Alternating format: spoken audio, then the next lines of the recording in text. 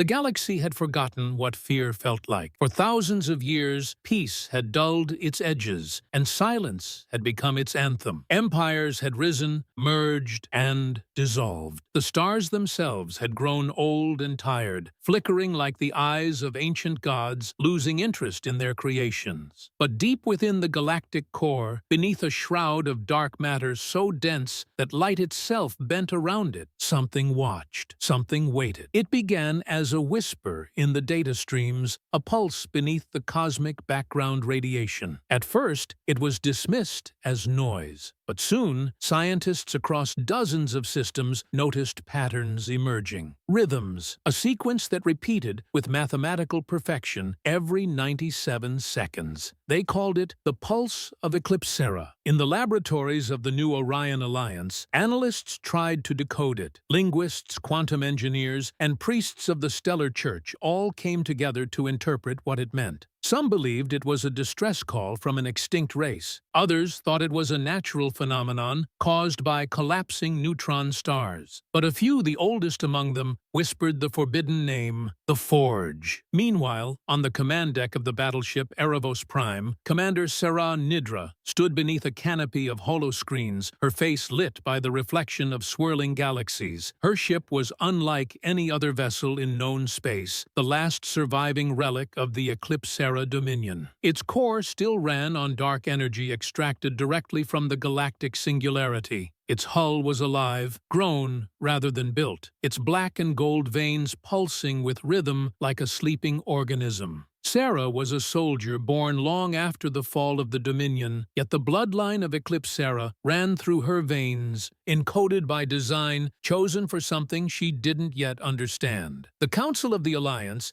had sent her into the galactic core to investigate the signal. Officially, it was a scientific mission. Unofficially, it was a recovery, something the Council wanted and feared. The Erebos Prime slipped through the void like a phantom, its engines silent, its form distorting the stars around it. At the edge of a dying system, Sarah stood before the vast observation dome as her ship approached the source. What she saw defied all recorded knowledge. There, suspended within a vortex of gravitational fire, hung a structure the size of a moon. Its surface shimmered like obsidian, constantly rearranging itself in fractal layers. It radiated power older than any known civilization. The Obsidian Forge. Her crew watched in silence. Even the ship's AI, usually verbose, spoke in tones of reverence. Object confirmed, it said softly. Energy readings surpass stellar output. Matter, composition, unknown. It should not exist. Sarah's voice was steady, calm, but beneath it burned awe. It exists, she said, and it's waiting. The Erebos Prime began the awakening sequence. Power conduits aligned. Quantum gates opened. From its central spine, beams of light lanced toward the forge, connecting ship to structure.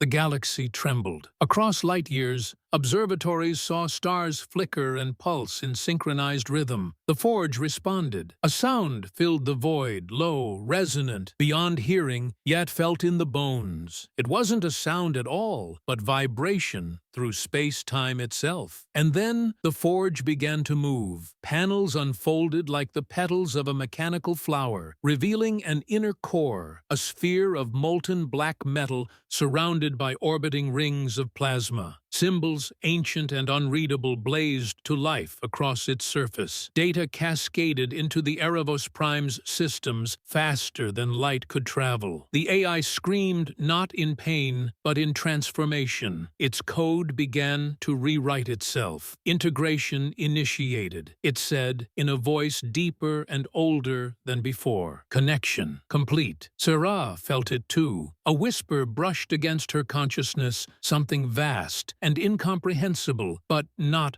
hostile. It reached into her mind, not to invade, but to recognize. It saw her not as a commander, not as human, but as an extension of itself. The last spark of a dying civilization reborn through her. Images flashed through her mind, the rise of the Eclipsera, their mastery over the stars, their creation of the Forge, a machine that could shape matter, energy, and life. But hubris had consumed them. They had turned the Forge into a weapon, one capable of destroying suns. In their final war, they unleashed it, and it unmade them all. Yet a fragment had survived, dormant, waiting for a successor who carried the same signature in her soul. Now, that successor stood before it. Outside, the galaxy began to change. Stars bent toward the Forge as if drawn by invisible strings. Fleets across the Orion Arm detected anomalies. Entire systems lost power. Communications faltered. Space folded. A new gravitational field was forming a second core within the galaxy itself. The Council panicked. They sent fleets. They sent threats, but none of it mattered. The Forge did not see enemies or allies. It saw patterns. It saw imbalance. And it began to correct. The Erebos Prime's engines flared as Sarah and her ship became the center of a cosmic resurrection. The Forge's energy poured into her vessel, reshaping it. Armor plates twisted, merged, expanded. The ship grew until it rivaled small planets. Within its heart, Sarah stood at the center of a vortex of creation, surrounded by spirals of data and fire. Her eyes glowed with golden light. Her voice resonated through every frequency of the ship's network. "We are Eclipsera reborn," she said. "The Forge remembers, and through us it will build again." The first transformation began with the stars themselves. Across the void, dying suns reignited. Worlds once barren bloomed with life. Atmospheres thickened. Oceans formed. Gravity stabilized. But for every world restored, another was consumed, stripped of its energy, reduced to ash, to fuel the balance. Creation demanded sacrifice. The galaxy watched in terror and awe. To some, Sarah became a goddess. To others, a destroyer.